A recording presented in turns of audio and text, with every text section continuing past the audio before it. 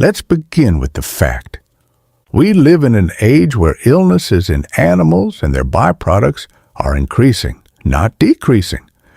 The global meat and dairy industries face mounting problems.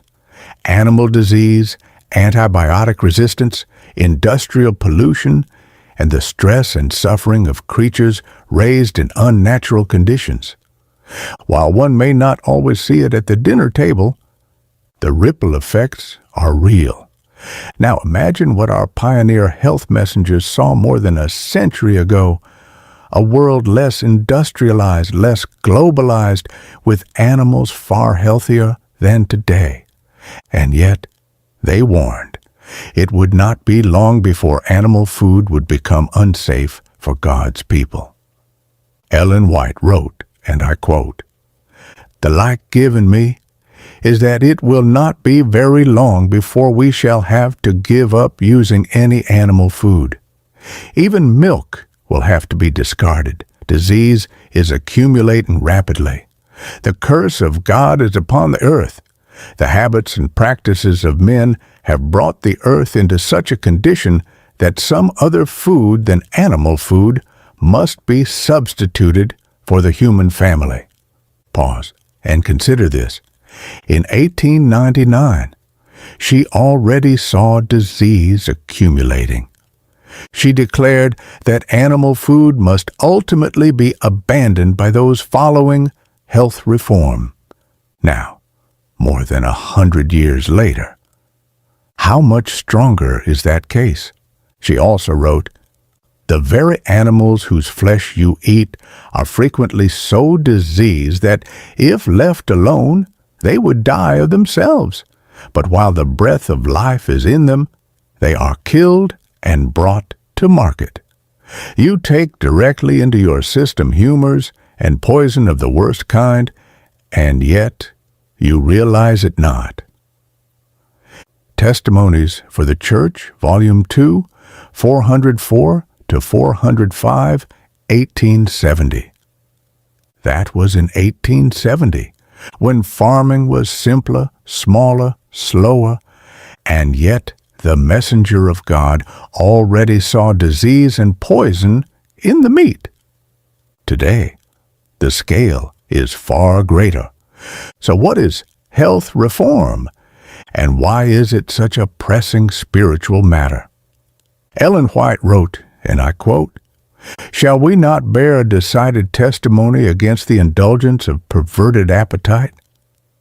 The health of the body is to be regarded as essential for growth in grace and the acquirement of an even temper.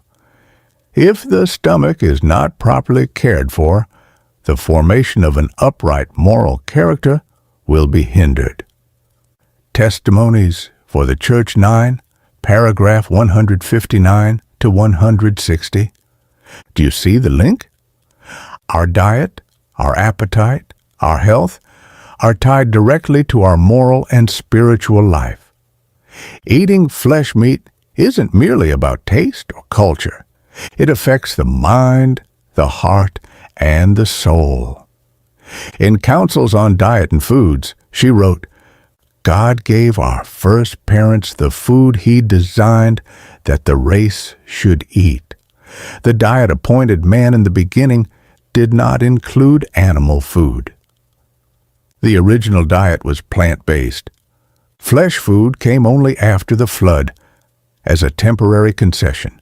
Now, as disease multiplies, the world must return to that Edenic ideal." She warned, "In a short time, it will not be safe to use anything that comes from the animal creation." Not safe, not advisable, but dangerous. This is not a casual suggestion. It is a solemn warning to God's end-time people. She also asked a piercing question. When will those who know the truth take their stand on the side of right principles for time and for eternity? Manuscript 133, 1902.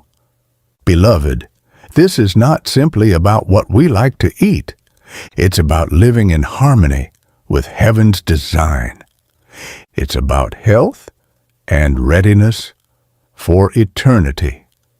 Let's reflect. When Ellen White wrote these counsels, animal foods were far less corrupted. Yet she already said disease was accumulating rapidly. Now, look around. Antibiotic-resistant bacteria spreading in livestock. Viruses leaping from animals to humans. Industrial feedlots filled with suffering creatures. Pollution contaminating meat and milk, and human disease skyrocketing. Heart attacks, cancers, inflammation, all linked to flesh foods. She once wrote, "Flesh was never the best food, but its use is now doubly objectionable, since disease in animals is so rapidly increasing." Doubly objectionable, because the danger has multiplied. She foresaw this time, and she called for God's people to act before it was too late. Let not any of our ministers set an evil example in the eating of flesh meat. If they neglect to reform, they will lose spiritual power. Suf 10 paragraph 4. Our choices at the table affect our power in prayer, our clarity of mind, and our connection with heaven. She also said, the Lord would bring His people into a position where they will not touch or taste the flesh of dead animals. There is no safety in eating the flesh of dead animals, and in a short time the milk of cows will also be excluded from the diet of God's commandment-keeping people. Not even milk will remain safe. The counsel is clear. The time has come. So what do we do with this light? How do we respond in faith and balance? Step 1. Awaken to the issue. Realize your food choices have moral, health, and spiritual weight. Step 2. Educate yourself and your family. Learn where your food comes from. Study the realities of factory farming and nutrition. Step 3.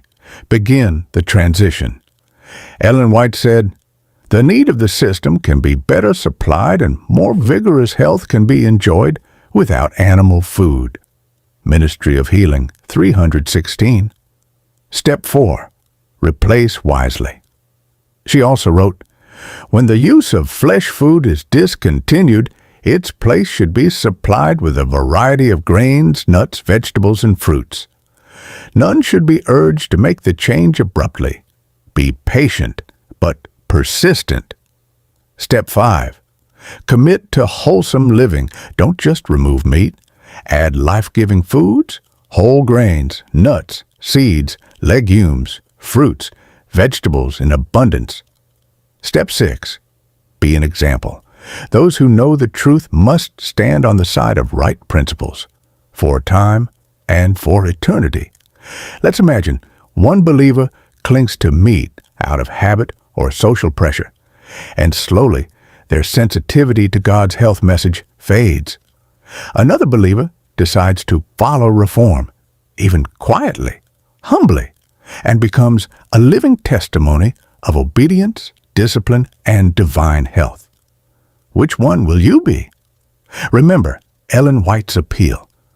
When will those who know the truth take their stand on the side of right principles for time and for eternity?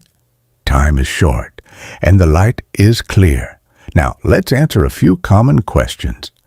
Objection 1. But I need meat for strength. Ellen White wrote, "It is a mistake to suppose that muscular strength depends on the use of animal food. The grains, with fruits, nuts, and vegetables, contain all the nutritive properties necessary to make good blood. Modern science confirms it. A balanced plant-based diet meets all nutritional needs." Objection 2. But milk is harmless. Why stop that?